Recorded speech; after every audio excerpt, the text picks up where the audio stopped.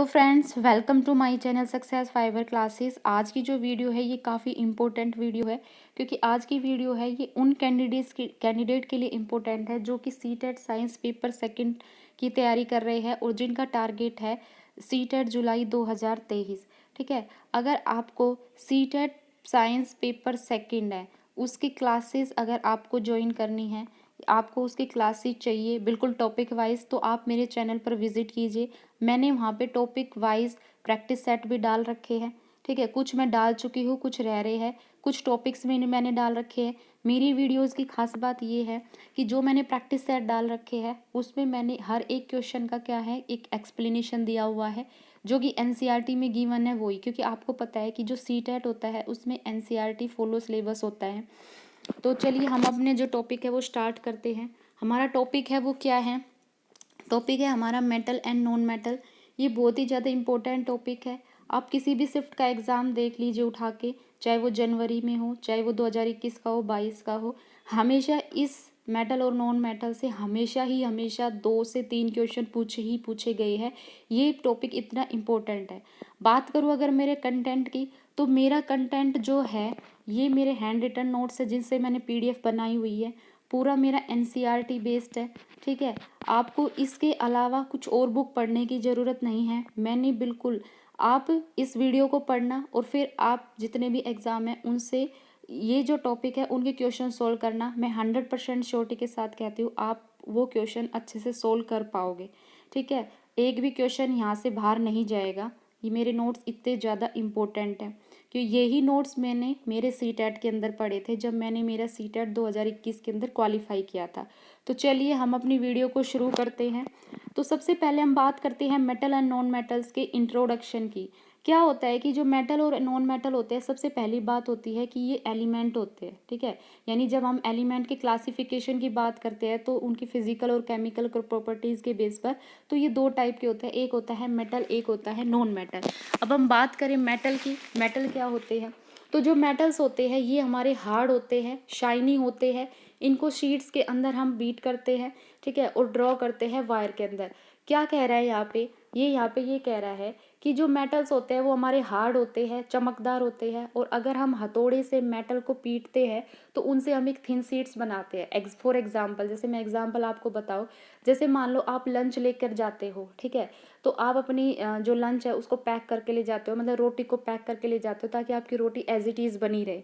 तो वो जो फॉइल होती है वो एल्यूमिनियम की फॉइल होती है, वो मेलाइबिलिटी प्रॉपर्टीज़ के थ्रू बनती है। कैसे?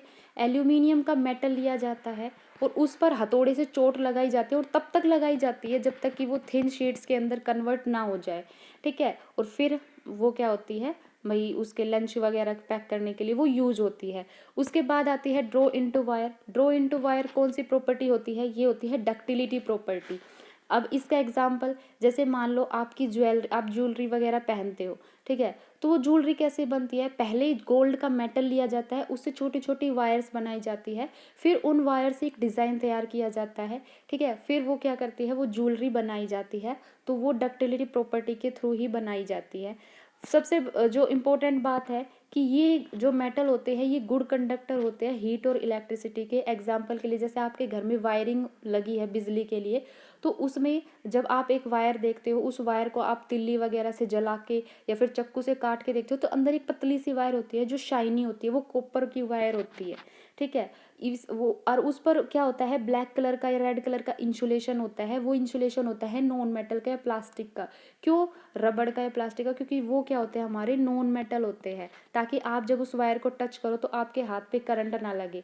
ठीक है, लेकिन अगर वो ही वायर कहीं से कट है, उसमें हल्का सा कट है और उस कट पर आप हाथ लगाते हो तो आपको करंट लगेगी। क्यों? क्योंकि उस टाइम आपके हाथ पर किसका टच हुआ है? कॉपर मेटल का टच हुआ है। ठीक है, उसके बाद जो अगली बात है मेटल की, ये कह रहा है कि जो मेटल होते हैं ना हमारे, वो नेचर में मोस्टली तो क्या होते हैं, कंबाइंड स्टेट में मिलते हैं।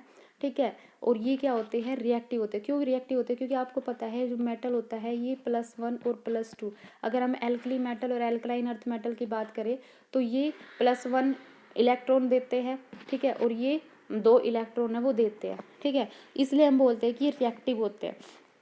उसके बाद बात करें कि कुछ ही मेटल्स होते हैं जो अनरिएक्टिव होते हैं। मतलब ये इसके कहने की बात सीधी सीधी ये है कि अधिकतर जो मेटल होते हैं ना वो सारे हमारे रिएक्टिव होते हैं। सिर्फ 3 मेटल ऐसे होते हैं जो अनरिएक्टिव होते हैं। वो कौन कौन से होते हैं? गोल्ड होता है, सिल्वर होता है और प्लेटिनम होता है। यही हमारे क्या होते हैं? अनरिएक्टिव होते हैं, इसलिए ये फ्री मेटल की तरह एक्ट करते हैं। ठीक है, जैसे आपने देखा होगा जब भी कोई लड़की कानों में कुछ आर्टिफिशियल वगैरह पहन लेती है तो उसके कानों में से पानी निकलने लग जाता है। क्यों? क्योंकि उस टाइम उस आर्टिफिशियल जो उन्होंने कानों में पहन रखे हैं उन्हें उनकी स्किन के साथ रिएक्ट किया। इसलिए हमेशा क्या होता है, कान के अंदर या तो गोल्ड पहना जाता है या सिल्वर पहना जाता है या प्लेटिनम की ज्वेलरी पहनी जाती है, क्योंकि जो ये मेटल होते हैं ये हमारी स्किन के साथ रिएक्ट नहीं करते। उसके बाद हम बात करें नॉन मेटल की, तो जो नॉन मेटल होते हैं ये सारा मेटल का जस्ट अपोजिट होगा। ये ना तो शीट्स के अंदर कन्वर्ट कर सकते हैं हम इनको, ना इनसे हम वायर खींच सकते हैं। ठीक है, और ना ही क्या होते हैं इनसे हीट और इलेक्ट्रिसिटी का फ्लो होता है। ये हमारे नॉन मेटल होते हैं। अब नॉन मेटल में कौन कौन से आ जाएंगे? हमारे जितने भी हमारे oxygen family, carbon family, nitrogen family, ये सारी हमारी किस में आती है?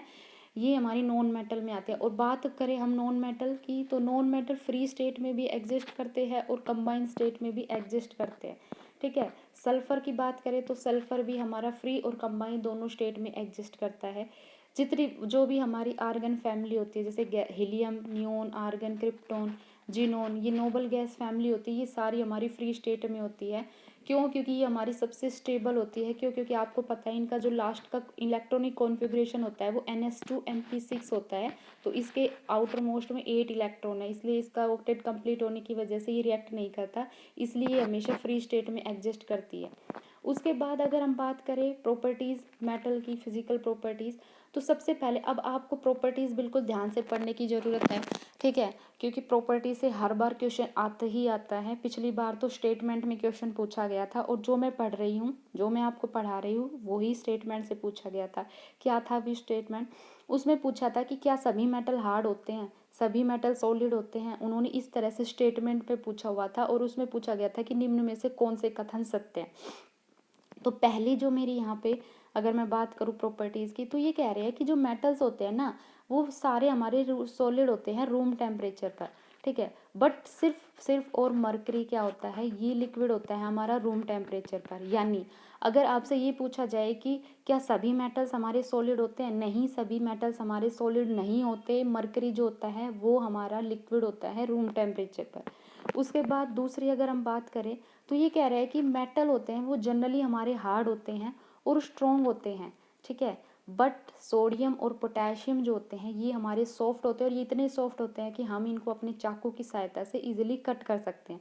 तो अगर आपसे ये पूछा जाए कि क्या सभी मेटल्स हार्ड होते हैं, नहीं, सभी मेटल्स हार्ड नहीं होते। सिर्फ सोडियम और पोटेशियम होते हैं जो सॉफ्ट होते हैं। ठीक है, ये जनवरी 2021 में ये क्वेश्चन आया हुआ है। आप चाहे तो इसको चेक कर सकते हो, मैंने वीडियो डाल रखी है उस वीडियो के अंदर।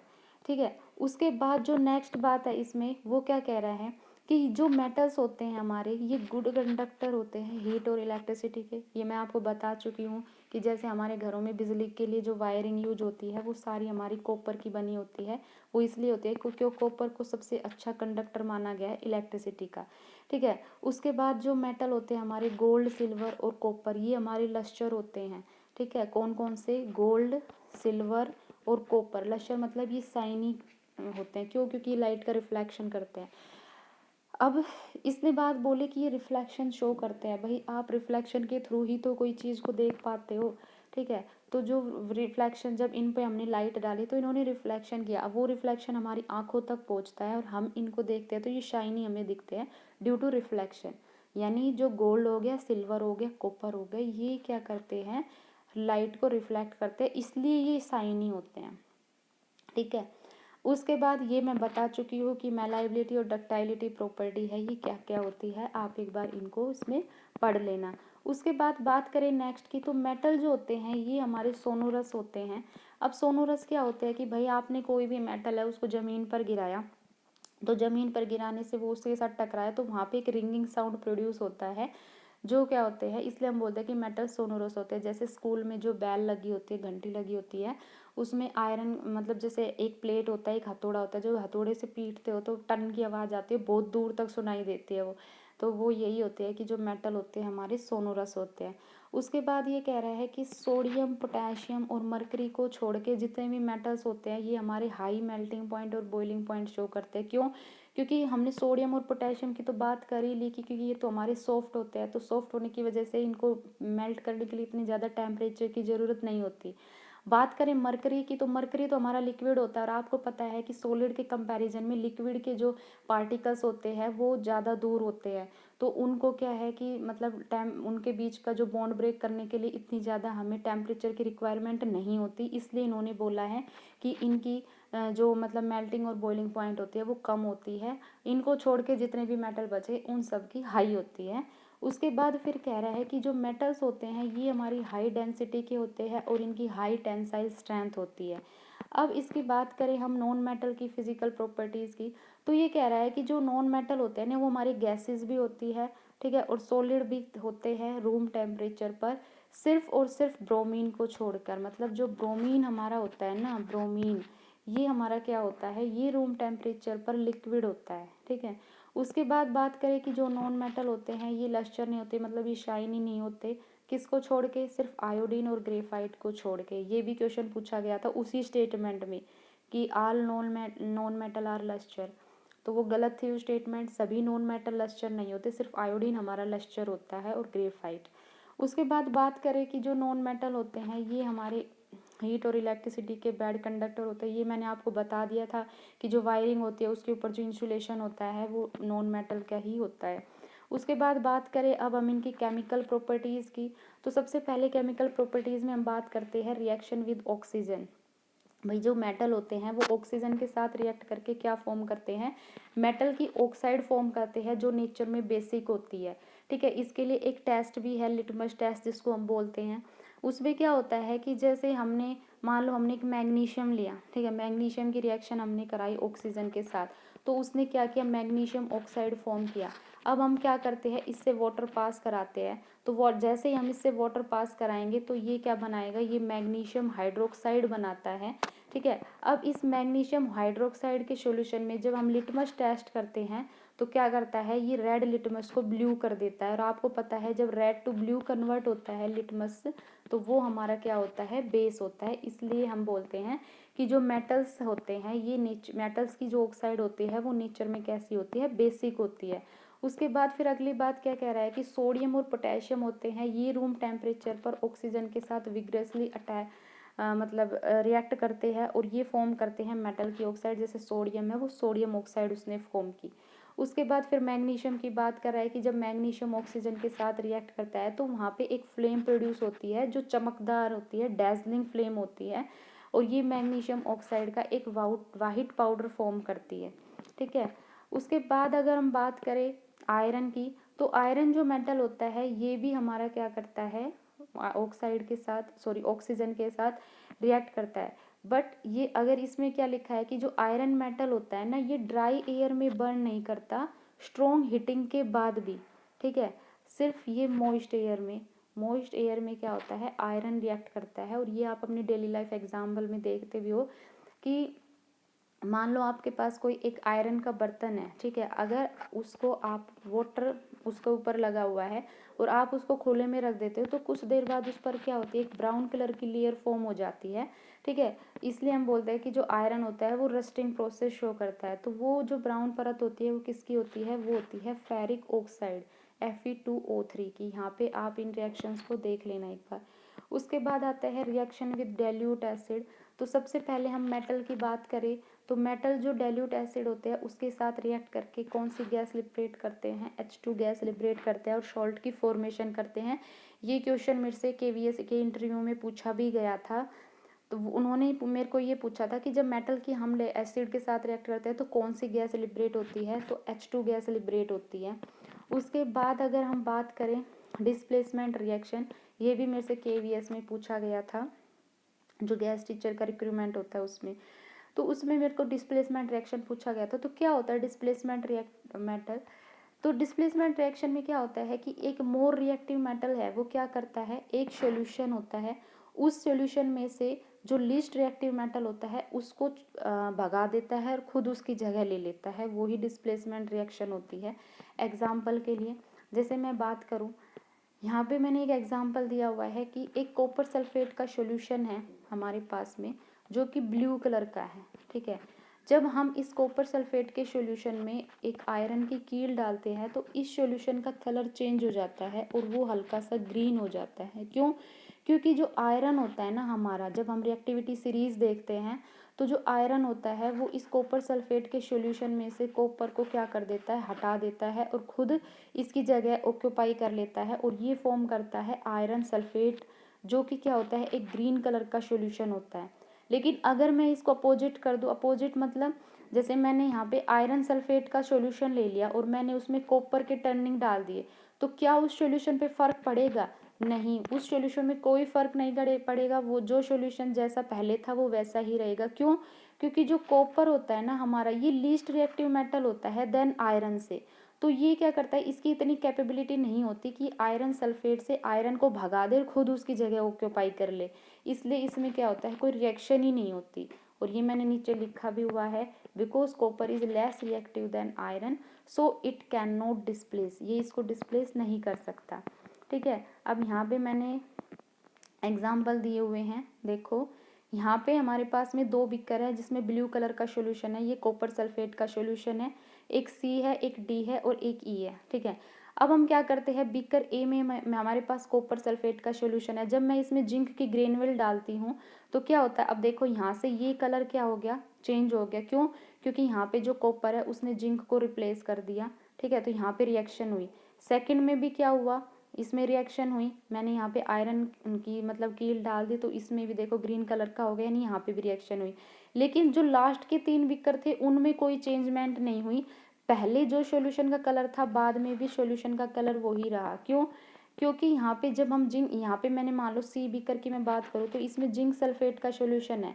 तो जब मैं इसमें कॉपर के टर्निंग डालती हूँ तो इसमें क्या होता है, कोई रिएक्शन नहीं होती। क्यों? क्योंकि जो कॉपर होता है ना हमारा, वो जिंक से क्या होता है, लेस रिएक्टिव होता है, तो ये इतना कैपेबल नहीं होता कि जिंक को भगा दे, ठीक है। इसलिए ये सॉल्यूशन चेंज नहीं होता। सेम इसी तरह से ये तीनों सॉल्यूशन क्या होते हैं, एज इट इज रहते हैं, ठीक है। तो ये थी हमारी डिस्प्लेसमेंट रिएक्शन। अब आते हैं यूजेस ऑफ मेटल के। मेटल के यूजेस क्या होते हैं भाई, यूजेस यही है कि भाई कॉपर और एल्यूमिनियम की बात करें तो ये इलेक्ट्रिक करंट में यूज होते हैं। जिंक की बात करें तो क्या होता है कि जैसे जब रस्टिंग प्रोसेस होता है, मतलब जैसे आयरन होता है उस पर रस्टिंग होती है तो जिंक की क्या होती है, वहाँ पे परत चढ़ा दी जाती है उस रस्टिंग प्रोसेस को रोकने के लिए। उसके बाद सिल्वर, गोल्ड और प्लेटिनम है, इन सब से हम ज्वेलरी बनाते हैं, ठीक है। आयरन हो गया, कॉपर हो गया, एल्यूमिनियम हो गया, इन सब के आपने पता है, आपको देखे होंगे आप अपने किचन में कि इनसे सब बर्तन बनाने का काम होता है, ठीक है। मशीन पार्ट्स है वो भी इन्हीं से ही बनते हैं। मरकरी का यूज कहाँ होता है भाई, जो हमारे थर्मामीटर होते हैं उन सब में मरकरी का यूज होता है, ठीक है। लेड की बात करें तो जितनी भी हमारी बैटरीज होती है, ऑटोमोबाइल बैटरीज होती है, ठीक है, उन सब में क्या होता है, लेड का यूज होता है। अब हम बात करते हैं आगे uses of non metal. Non metal कहाँ कहाँ यूज होते हैं, तो बात करें हमारे हाइड्रोजन की, तो हाइड्रोजन आपने देखा होगा अमोनिया की मैन्युफैक्चरिंग में अमोनिया यूज होता है, ठीक है। इंडस्ट्री वगैरह में हाइड्रोजन का यूज होता है। बात करें नाइट्रोजन की, लिक्विड नाइट्रोजन की, तो रेफ्रिजरेटर में हमारा लिक्विड नाइट्रोजन यूज होता है, ठीक है। सल्फर की बात करें तो जब हम सल्फ्यूरिक एसिड की फॉर्मेशन करते हैं तो वहाँ सल्फर यूज होता है, ठीक है। फिर आपने देखा होगा जब हम रबड़ का वेल्कनाइजेशन करते हैं तो वहाँ पे भी हम ब्यूना एस, जो कि सल्फर का ही एक पार्ट होता है, वो डालते हैं, ठीक है। साथ में सल्फर का यूज़ कहाँ होता है भाई, जो गन पाउडर है बनाने में उसमें यूज होते हैं। फास्फोरस का यूज़ कहाँ होता है, आपने पढ़ा होगा NPK, नाइट्रोजन, फास्फोरस, पोटेशियम, ये तीनों हमारे फर्टिलाइजर में यूज होते हैं, ठीक है। सिलिकॉन की बात करूँ तो ये सेमीकंडक्टर जो हमारे होते हैं वो उसमें बनाने में यूज होते हैं। क्लोरीन की बात करूँ तो ये तो आप सबको पता है कि आपके घर में जो वाटर प्योरीफायर RO लगा होता है उसमें क्या होता है, क्लोरीन का तो यूज होता है वाटर की प्योरीफिकेशन के लिए। उसके बाद सबसे most important use oxygen. Oxygen तो आप अपनी डेली लाइफ में करते ही हो ब्रीथिंग में, तो ब्रीथिंग सपोर्ट में, ठीक है, पेशेंट के लिए ऑक्सीजन का यूज होता है। तो यहाँ पे हमारा जो मेटल और नॉन मेटल चैप्टर है वो ख़त्म होता है। आई होप आपको ये वीडियो अच्छी लगी। अगर आपको ये वीडियो अच्छी लगी तो मेरे चैनल को लाइक, शेयर और सब्सक्राइब करना मत भूलिए। मैं ऐसी ही वीडियो आपके लिए हमेशा लाती रहती हूँ जो आपके लिए काफ़ी यूज़फुल हो।